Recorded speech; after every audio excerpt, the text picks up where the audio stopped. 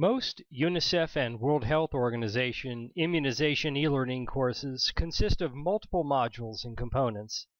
This short video presents an overview of the general components in each module, as well as the characteristics that make these professional learning experiences both unique and effective. Each learning module begins with a clear description of the course goals and objectives, as well as the specific skills, knowledge, and attitudes for the module presented. This video presents an overview of the first module in the Communication for Immunization course. In this course, each module focuses on a specific quest, which provides the context for learning the targeted outcomes. The Communication for Immunization course is presented using a broad case focusing on the need to increase immunization coverage in a fictional but realistic country. In the first module's learning quest, the narrator and guide introduces the experience by providing important background information and basic content about communication for development subject matter that will be applied throughout the course.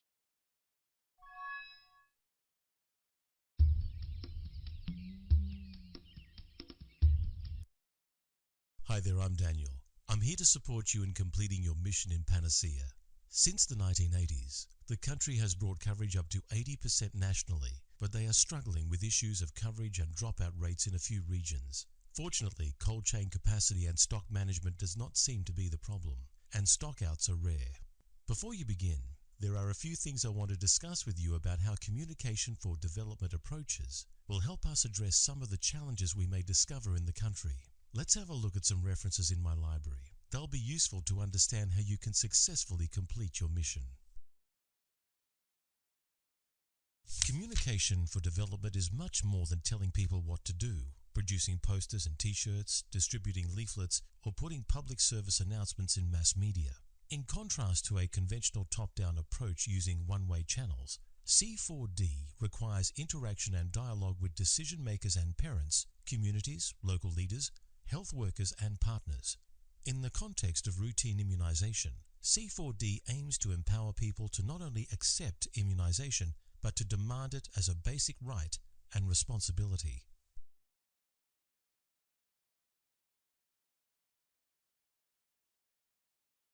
You've seen this already. It's a map of Panacea. To complete your mission, you'll embark on 5 quests, in which you'll be visiting 3 districts and our country office.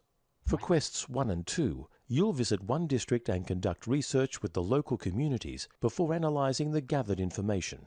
You'll then complete a partial community-informed C4D plan by setting objectives and deciding on C4D strategies. For quest 3, you will analyze the current communication strategies in a different district and investigate with the communities why they might not be the best ones. In the district of quest 4, you will select the right channels and messages for a given communication objective and pre-test the messages with the local people. Last but not least, Quest 5 will ask that you create an implementation and monitoring plan in order to evaluate whether the community-informed C4D plans you developed in previous quests have had a positive contribution to achieving immunization program objectives.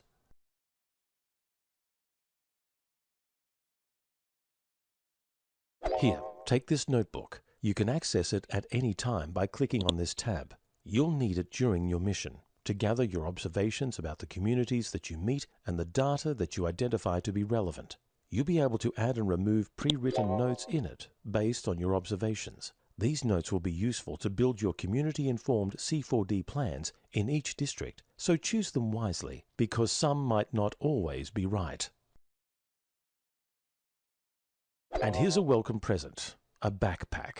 Throughout your travels in Panacea, I'll be giving you some information that you may consult at any time. You'll even need some of it to complete certain tasks. In fact, here are the summaries of the books we've just explored together. You can access your backpack at any time by clicking on this tab. And oh, I almost forgot. Here's your cell phone. While you be out on the field completing your tasks, I will remain here in my office to help you with the desk review. I'll be looking for existing data and research that could be relevant to the problems that you'll be addressing in Panacea. I'll contact you when I find relevant data and store the information for you in preparation for each community-informed C4D plan that you have to create. In the Communication for Immunization course, most of the student work involves developing a communication plan for the case presented. This plan, as well as examples of activities that the learners engage in to complete their plan, are presented here. Immunization partners and government officials in Panacea have started working on a community-informed C4D plan as part of the annual expanded program on immunization plan for next year. The community-informed C4D plan takes into account the initial research and situational analysis steps of a typical communication plan. Take a look at this table. This is what you'll have to complete later in Quest 1 after you visit different areas in the country. What you learn in discussions with program staff, community members and others will help inform the plan to use C4D strategies to improve immunization outcomes. Oh, and one more thing. This template is partial.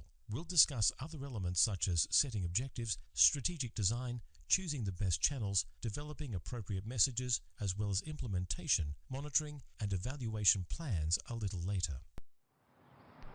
Here's an example of the kind of interactivity the learners need to engage in during the process of collecting information needed to develop an effective plan.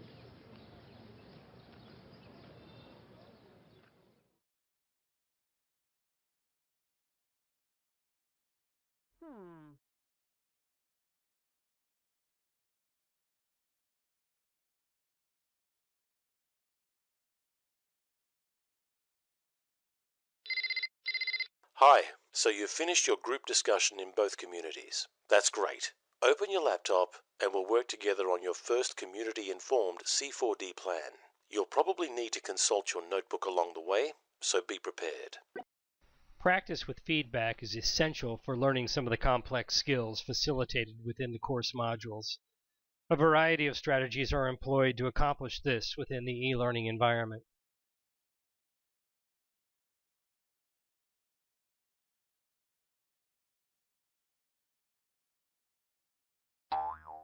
By now, you'll have noticed that the district is facing multiple complex problems. First, health workers seem overworked, and many lack the skills they need to speak with caregivers, also called interpersonal communication skills, or IPC skills.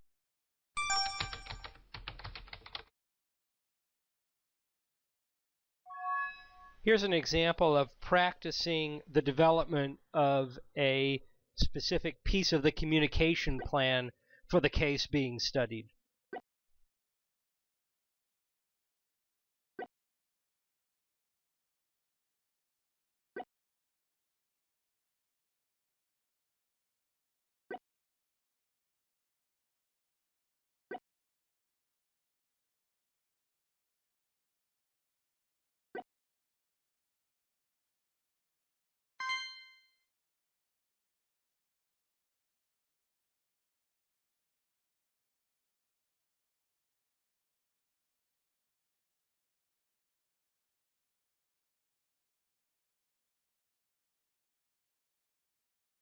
Here's an example of a practice item where the learner accesses resources stored in the backpack to help determine the best possible answer for the scenario provided.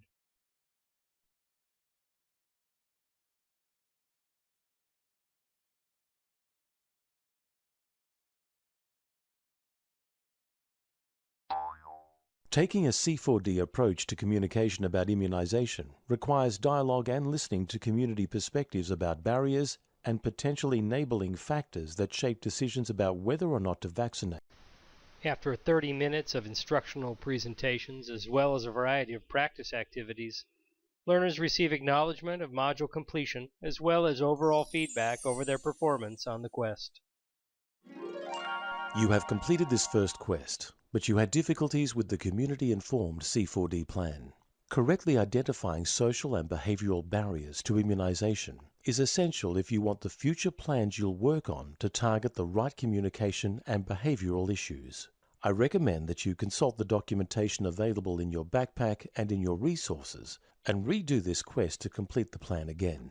Of course, the plan that you worked on was an example, and completing it in a different country would require you to analyze the data differently and work with other sources of information.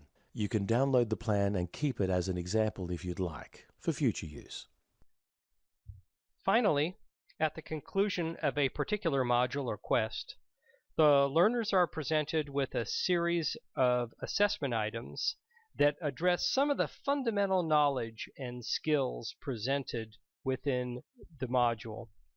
They must answer at least 80% correct in order to proceed to the next module.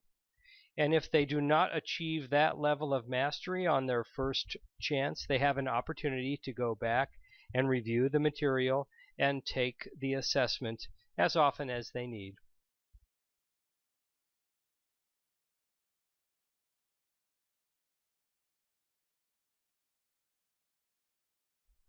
And finally, like most courses offered through UNICEF's learning management system, when learners complete all of the modules, or in this case quests, and successfully achieve a passing score on all the assessments, they will receive an official certificate of completion.